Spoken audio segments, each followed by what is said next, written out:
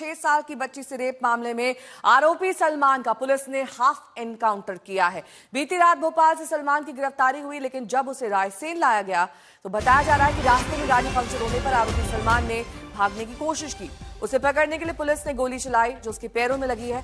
फिलहाल उसको भोपाल के जेपी अस्पताल में भर्ती कराया गया। सलमान की तलाश पिछले 6 दिन से पुलिस की 20 टीमें कर रही थी और उस पर 30,000 का इनाम भी रखा गया था।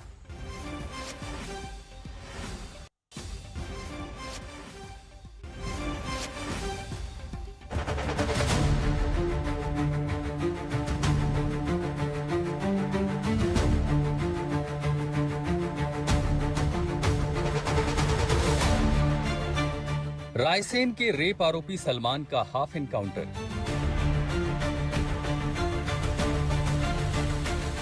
सात दिन बाद पकड़ा रेप आरोपी सलमान।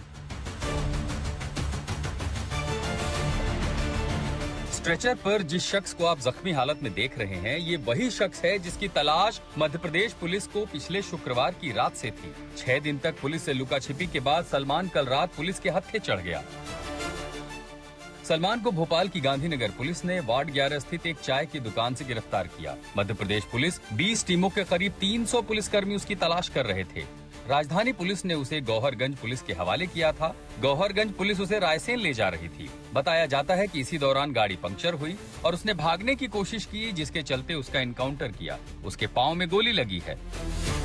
गिरफ्तार करके पुलिस अपने साथ गौहरगंज ले जा रही थी तो भोजपुर के पास किरात नगर के जंगलों में उसने भागने की कोशिश की है पुलिस से और फिर उसका शॉर्ट एनकाउंटर हुआ है। ये तस्वीरें हम आपको एक्सक्लूसिव तस्वीरें दिखा रहे हैं उसी एनकाउंटर स्पॉट की, जहां पर सलमान के पैर में गोली लगी। वजह बताई जा रही है कि जब ये पुलिस टीम उसे यहां से लेकर के रवाना हो रही थी गौहरगंज के लिए, तो ठीक इसी जगह पर पुलिस की गाड़ी जो है, जिस गाड़ी में सलमान था, वो पंचर हो जाती है और इसी दौरान जब उसे यहां से दूसरी गाड़ी में बैठाया जा रहा था तो सलमान पुलिस से उसकी राइफल छीन करके उस पर हमला कर देता है और गोली चलाता है, जिसके बाद पुलिस जो है वो यहां पर गोली चलाती है। सलमान पर पुलिस ने 30,000 रुपए का इनाम घोषित किया था। उसकी गिरफ्तारी के लिए गौहरगंज थाने पर पिछले 6 दिनों से प्रदर्शन चल रहा था। बुधवार को तो प्रदर्शन इतना उग्र हो गया कि पुलिस को लाठी चार्ज और आंसू गैस का सहारा लेना पड़ा। सलमान अब पुलिस की गिरफ्त में है। अब जरूरी ये है कि त्वरित कार्रवाई सुनिश्चित कर 6 साल की रेप पीड़िता को त्वरित न्याय मिले, जो अभी भी आईसीयू में जिंदगी और मौत के बीच झूल रही है। रवीश पाल सिंह, भोपाल, आज तक। वहीं रायसेन में हाफ एनकाउंटर के बाद हिंदू संगठनों ने एनकाउंटर वाली जगह पर प्रदर्शन किया। हिंदुवादी संगठन हाफ एनकाउंटर से असंतुष्ट है। हिंदू संगठनों ने फुल एनकाउंटर की मांग उठाई थी। आरोप लगाया कि 6 दिन तक फरार रहने के दौरान सलमान को मदद मिली है, उसकी पहचान होनी चाहिए। हिंदुवादी संगठन के लोग एनकाउंटर स्पॉट पर पहुंच चुके हैं और वो शॉर्ट एनकाउंटर से नाराज दिख रहे हैं। उनका कहना है कि ये आधा एनकाउंटर उन्हें मंजूर नहीं है, जिस तरीके की घटना को उसने अंजाम दिया है और 6 दिनों तक वो फरार रहा। तमाम हिंदुवादी संगठन के लोग जो है यहाँ पे इस वक्त मौजूद हैं। बेटी हम शर्मिंदा है, कातिल जिंदा है। बेटी हम शर्मिंदा है, कातिल जिंदा है। शॉर्ट एनकाउंटर तो हो गया, उसका आप लोग बोल भी रहे थे उसके साथ। शॉर्ट एनकाउंटर से काम नहीं चलेगा। ऐसे जिहादी लोग जो रहेंगे, इनका शॉर्ट एनकाउंटर से कुछ नहीं होगा जब तक इनका फुल एंड फाइनल एनकाउंटर नहीं होगा, वो भी पब्लिक के सामने हो, सबकी नजरों के सामने हो।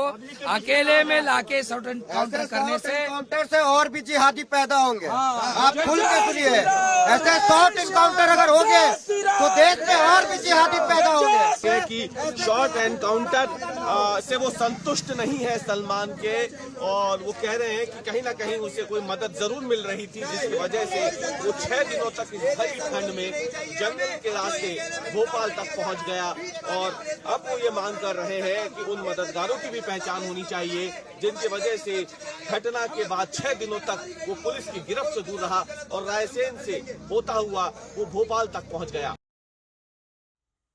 रवीश पाल सिंह मेरे सहयोगी जुड़ गए हैं तमाम जानकारी के साथ। रवीश, ये जो फुल एनकाउंटर की मांग है, ये दरअसल क्यों उठी है? अब तो आरोपी पकड़ लिया गया है, पूछताछ के लिए भी तो उसे जिंदा रखना जरूरी है ना?